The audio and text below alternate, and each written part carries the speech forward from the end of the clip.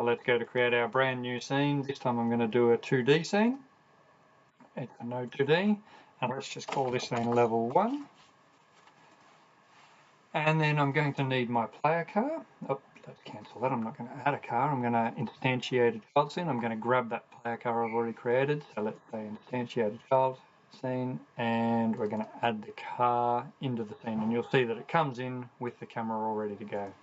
Now, as I said, we're going to use Path 2D, and we're going to use a sprite sheet to create our, or a tile sheet to create our track. So when we push plus, if we search for the word tile, you'll see there's these options available. So there's a tile map. This is the old one. It's been depreciated. We're going to use a tile map layer. You used to be able to do multiple layers just in one tile map, whereas now when you want multiple layers of tiles, you just create more than one tile map layer. And so we're going to pull in the tile map layer that we want, and we're going to create it. And then we need to have a source for our tile map layer. And so what we're going to do is we're going to come across to the inspector for it, and you'll see that the property here is called a tile set. And so we're going to go into our tile set, and we're going to create a new tile set, the library for our tile map. And when we click on our tile map, you'll see that it'll open up and give us some properties.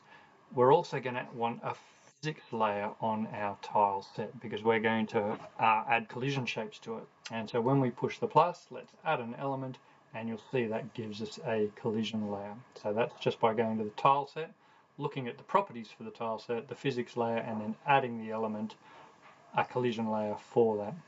Then we're going to click on the tile set to open up our, let's do it again, to open up down the bottom here, you'll see it has opened up our tile set and our tile map down here. And we're going to grab our sprite sheet of tiles, and we want to drop it into our tile set. So we're just going to drag that and drop it.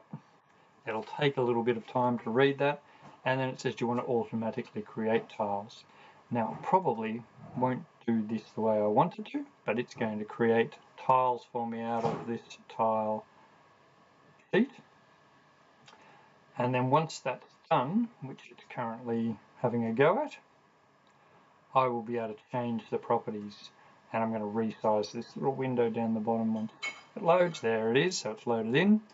So now I'm going to resize that, and you'll see it's got these tiny little tiles there, and they're only 16 pixels each. Now I know the tiles on this tile map are 100, and on this sprite sheet are 128 pixels, and so you can see when I change the texture regions to 128 by 128, I get beautiful tiles.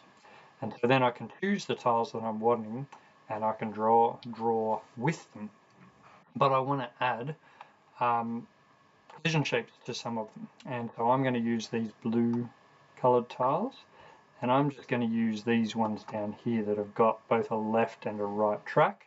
I'm going to use the corner tiles here where it's got an outer corner and inner tile, and then I'll also need to use tiles that look like this where I'm going to be joining the track together. So I've got my vertical region going into a horizontal region, and so I've got a freeway intersection at some points. And so those are the ones that I'm going to need to add my collision shape to.